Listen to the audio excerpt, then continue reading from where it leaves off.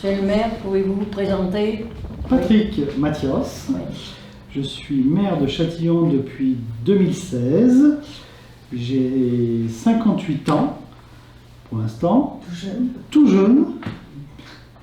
Voilà, comme vous dites. J'ai la chance d'être maire d'une belle commune comme Châtillon-sur-Chalaronne, mais je suis aussi conseiller départemental du département de l'Ain et vice-président de la communauté de communes de la Dombe. Qu'est-ce qui vous a donné envie de vous engager dans la vie politique? Ce qui m'a donné envie, en fait, c'est le hasard de la vie, tout simplement. J'ai commencé simple conseiller municipal, c'était en 2001, donc ça a quelques années maintenant, et c'était monsieur Yves Clayet qui était venu me chercher parce que je participais à un spectacle à Châtillon en tant que bénévole, et qui cherchait des gens qui sont un petit peu dynamiques et qui ont envie de faire bouger les choses. Et c'est comme cela que c'est arrivé, mais je n'avais jamais imaginé dans ma vie devenir maire. C'est un peu le hasard. Qu'est-ce qui fait, selon vous, la particularité ou le charme de Châtillon-sur-Chalaronne? Alors, il y a deux questions dans votre question. La particularité, c'est que c'est une cité qui est restée dans son jus moyenâgeuse, son cœur de village.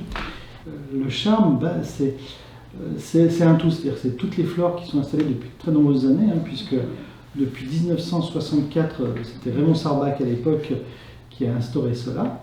Donc ça date un petit peu, vous voyez, c'est plus vieux que moi, tout simplement, ce charme-là. Et puis les sourires du quotidien, puisque nous sommes une petite ville, mais à une dimension d'un petit village, et les gens encore ici se saluent, ce que je trouve encore très agréable, tout simplement. C'est encore le salut des paysans, des gens de la Clapate. Voilà, c'est ça. On a combien de fleurs? 4 fleurs? On est 4 fleurs, Grand Prix national, fleurs d'or. On est au plus haut au niveau national. On ne peut pas faire plus haut. Ah oui, on est bien placé. Ah ben, on est bien placé, on est premier. Quelles sont les priorités de la commune pour les années à venir? C'est surtout, je dis souvent le bien vivre, c'est-à-dire ce que j'ai dit tout à l'heure, c'est-à-dire que les gens se sentent bien dans la commune, qu'ils se sentent chez eux, qu'ils ne sont pas étrangers à leur commune, c'est-à-dire qu'ils trouvent le confort, les commerces, la sécurité, bien entendu, cette qualité de vie en fait, tout simplement, d'être la ville à la campagne. C'est vraiment la priorité. Personnellement, je ne souhaite pas que ça devienne une grosse ville, je préfère que ça reste une petite dimension. Ouais, oui, ça suffit. Comment la mairie prend-elle en compte les besoins des personnes âgées et des EHPAD? Alors, des personnes âgées, en général, on prend en compte par des aménagements, entre autres. Tout simplement, c'est aménager les espaces de la ville, les voiries, les trottoirs, les passages piétons, toutes ces choses qui, avec l'âge, deviennent un peu plus compliquées, parce qu'on est un petit peu moins svelte, donc c'est un peu plus compliqué, mais c'est aussi accompagner le club local, qui est le club de l'âge d'or, qui est animé par Lucette Levert, si vous connaissez. Donc c'est aussi accompagner ça.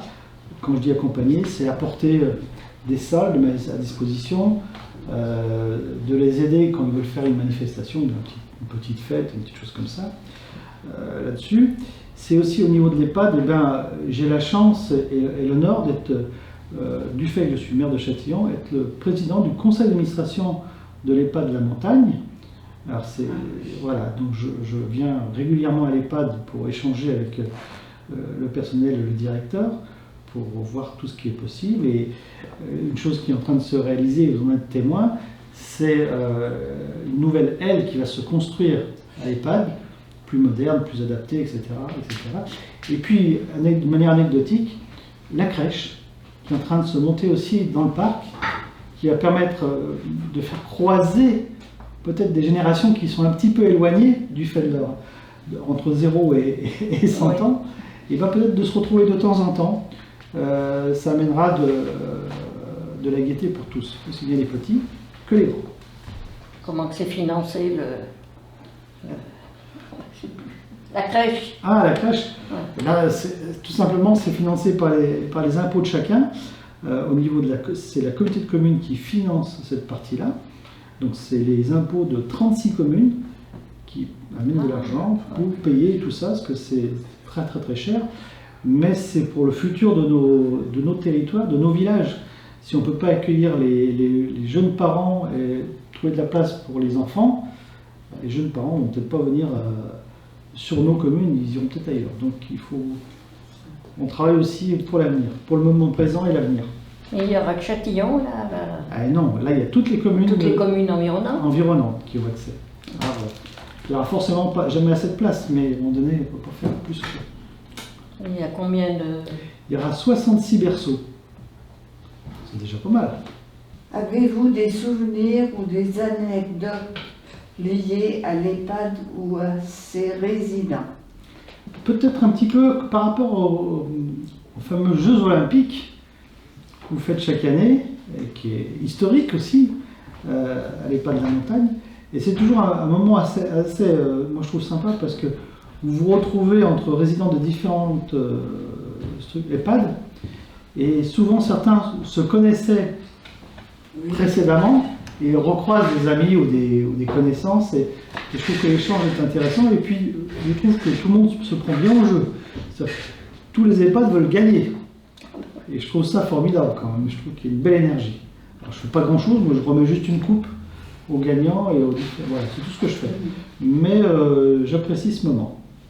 Y a-t-il des projets ou événements dans la ville qui favorisent les échanges entre les générations? Alors il y a les clubs, ce qu'on appelle de retraités, bien sûr, où il faut beaucoup d'événements, notamment des repas. Mais à Châtillon, on a la chance d'avoir une commune avec beaucoup d'événements, parce qu'il y a beaucoup d'associations à Châtillon. Il y a environ 138 associations actives. Et en moyenne, c'est 220 événements sur une année. Donc je ne vais pas dire tout le temps, mais quasi tout le temps, il y a toujours quelque chose qui se passe. Éco-solidaire, dans quelques jours, qui est un événement autour de l'environnement, qui s'adresse aux petits et aux grands. Et au mois de septembre, au mois de juillet, il va y avoir Cuivre en Drôme, ce sont des concerts. Et d'ailleurs, Cuivre en Drôme vient aussi à l'EHPAD de temps en temps donner des petits concerts à la maison de retraite La Montagne. Donc il y a un lien qui se produit. Il y a aussi Carnaval qui se produit. Et puis il va y avoir au mois de septembre une journée médiévale qui va se passer au Vieux Château, où les petits et les grands vont pouvoir découvrir chevaliers et autres fées et autres choses de ce type-là. Il y a un événement quand même qui est récurrent, c'est le marché de Châtillon. Ah ben oui, Et premier oui. marché de France, non? Eh oui, troisième marché de France, on n'est peut-être pas le premier, mais on est le troisième, c'est déjà pas mal. Ah ben oui. Mais pareil, c'est un événement, comme il s'inscrit dans la durée et dans le temps, on fait plus attention, mais c'est quand même un très bel événement tous les samedis. Quel rôle les personnes âgées peuvent-elles encore jouer dans la vie locale selon vous? Alors, elle joue un rôle très important dans une ville locale comme Châtillon. Il faut savoir que Châtillon, en gros, c'est divisé en tiers. Vous avez un tiers de jeunes, un tiers de moins jeunes, et un tiers de un peu plus âgés. Vous voyez, donc il y a un équilibre qui se produit. C'est une population importante pour nous, qui est une réaction, alors, notamment au travers des clubs, au travers des consommations, puisqu'ils consomment régulièrement à Châtillon. Et puis, on ne peut pas faire un village que d'anciens ou que de jeunes. Ça ne marche pas. Il faut que tout le monde soit là et se croise. C'est comme ça que se crée la vie, se crée le lien et se crée l'échange. Et un village, quel que soit le village où il n'y a plus que des anciens, c'est un village qui meurt. Comment voyez-vous l'évolution de la commune dans les prochaines années?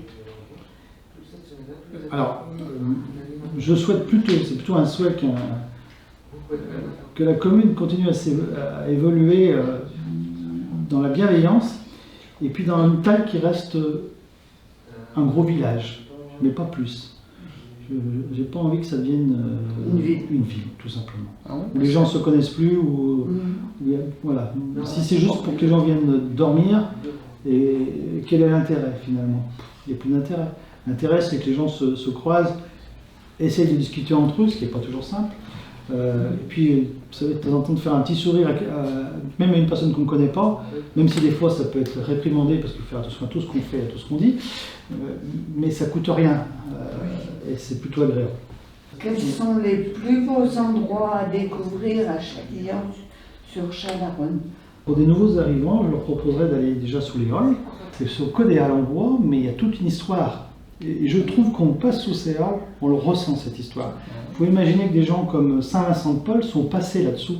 Et on se dit, mais quand même, ce personnage est passé sous les halles, a sans doute croisé plein de gens, et a amené sa bienveillance, et a construit, parce que les premières œuvres sociales de France, c'est pas rien, ont été...